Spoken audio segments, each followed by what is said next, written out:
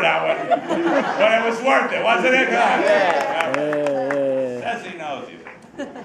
Oh, and this is a Scotswoman working in the garment district in New York City. 30 years she's worked here in the garment district. On her way back to work from lunch one afternoon, guy wearing a raincoat stops her and does this. And she says, huh, you call that a lining? Hey,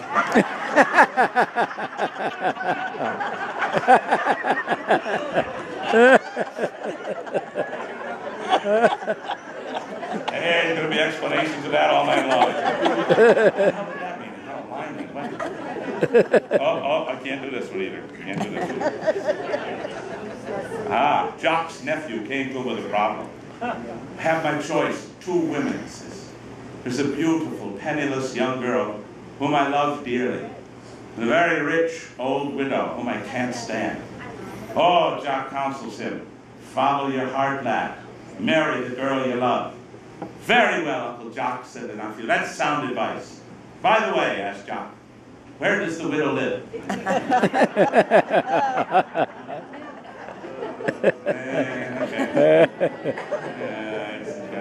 That's on a short leash.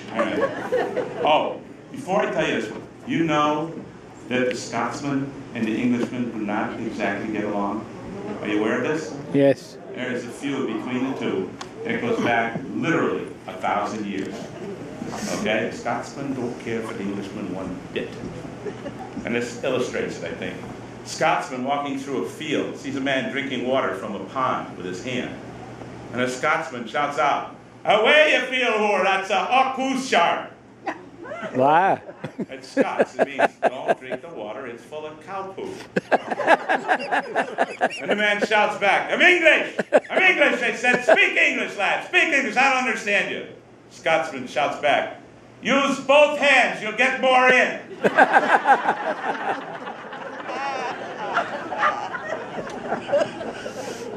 There we go.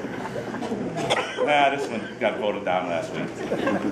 Finally, we get to Ireland. Hey.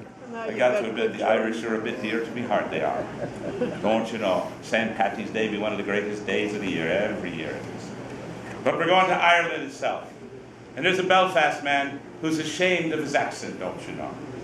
He decides to go to elocution lessons in London.